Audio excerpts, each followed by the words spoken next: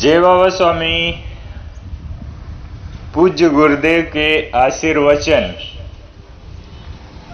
बाबा गाड़ी। सभी पुण्य आत्माओं को मेरा नमस्कार। मेरा पिछले 22 साल से यह प्रयास चल रहा है कि आप इस भवसागर में तैरना सीख जाओ और स्वयं ही तैरकर इस पार से उस पार हो जाओ। और इसीलिए इतने प्रवचन और इतने शिविर करते रहता हूँ। कई बार एक ही बात बार बार दोहराते रहता हूँ। इस बार गहन ध्यान अनुष्ठान में अनुभव हुआ कि आप इस संसार में इतने लिप्त हो गए हो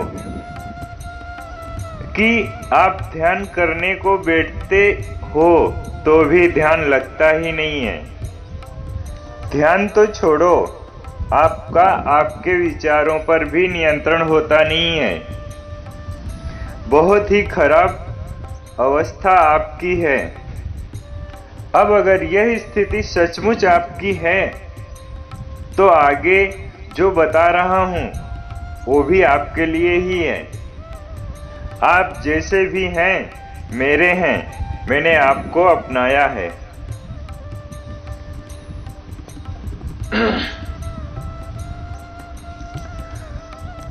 मैं आपके आत्मा की माँ हूँ और जिस प्रकार अपने छोटे बच्चे को चलना सिखाने के लिए एक माँ अपने बच्चे को एक बाबा गाड़ी लाकर देती है, ऐसी ही बाबा गाड़ी आज अंत में आपको दे रहा हूँ।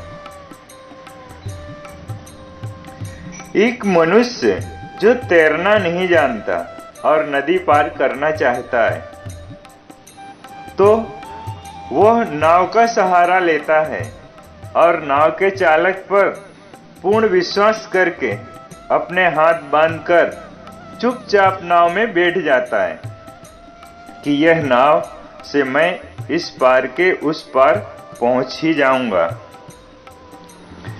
ऐसे ही आप भी संपूर्ण समर्पण भाव के साथ समर्पण परिवार की नाव में बैठ जाओ और विश्वास रखो आप इस जन्म में ही उस पार पहुंच जाओगे। हम अनजान टैक्सी ड्राइवर पर विश्वास कर अपना जीवन उसे सौंपकर टैक्सी में बैठ जाते हैं। तो क्या आप अपनी आत्मा की मां पर विश्वास नहीं रख सकते, जिसने आपकी आत्मा को जन्म दिया है? बच्चा माँ की गोद में जितना अपने आप को सुरक्षित महसूस करता है उतना दुनिया में कहीं नहीं। और आपकी माँ तो सामान्य माँ नहीं है। आपकी माँ के साथ तो 11 चैतन्य के पुंज साथ चलते हैं। आपकी माँ के साथ 11 गुरुओं के आशीर्वाद होते ही हैं। माँ स्थूल रूप में है इसलिए दिखती है, आशीर्वाद सूक्ष्म रूप में है, वो दिखते नहीं पर महसूस होते हैं।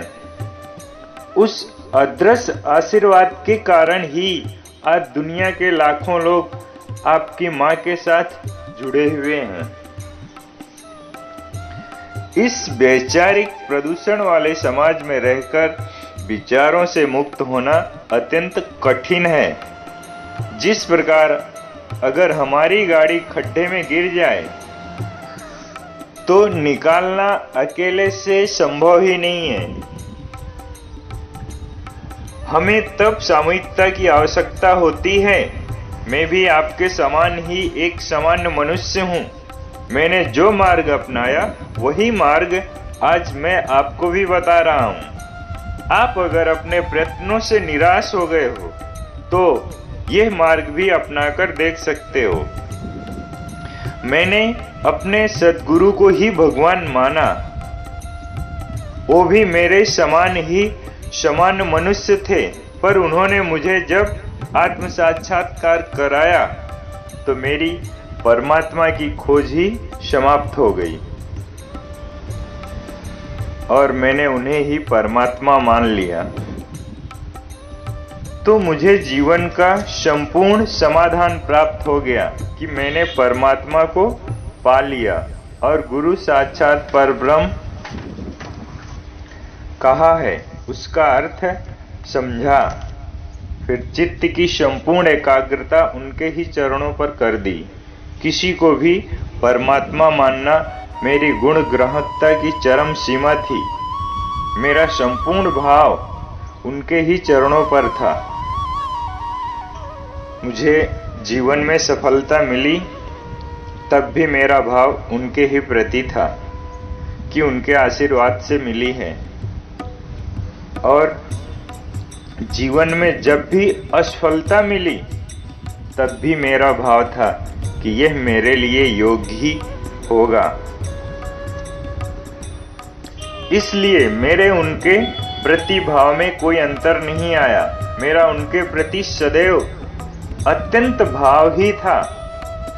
मैं वे मिल जाने के बाद किसी के द्वार पर गया ही नहीं हूँ और न कभी जाने का विचार भी आता है। मैं मेरे जीवन में संपूर्णतः समाधानी हूँ। जब हम हमारा चित्त का भाव अनेक जगह रखते हैं तो हमारा चित्त कमजोर हो जाता है। जब चित्त का भाव बिना किसी अपेक्षा से एक ही जगह समर्पित रहता है तो एक समय ऐसा आता है कि पाने के लिए जीवन में कुछ भी नहीं रह गया।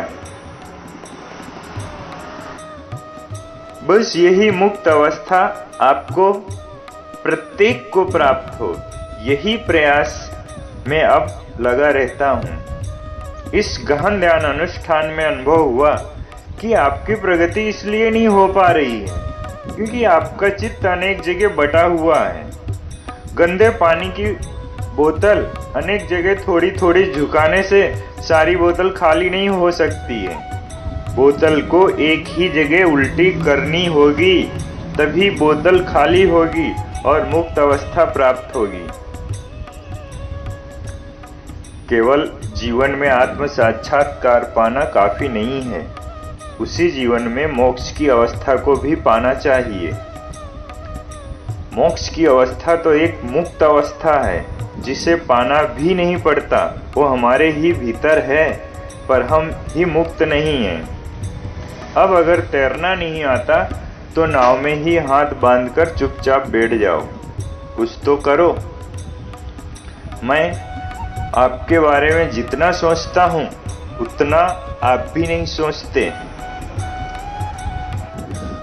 सोचो, सद्गुरु के साथ चलना आसान है, उसके बाद चलना कठिन है। फिर मार्ग बनाना होगा, बना बनाया नहीं मिलेगा। मैं जिस अर्थ में कह रहा हूँ आप उस अर्थ में समझें, यही परमात्मा से प्रार्थना है। आप सभी को खूब खूब आशीर्वाद। आपका बाबा स्वामी।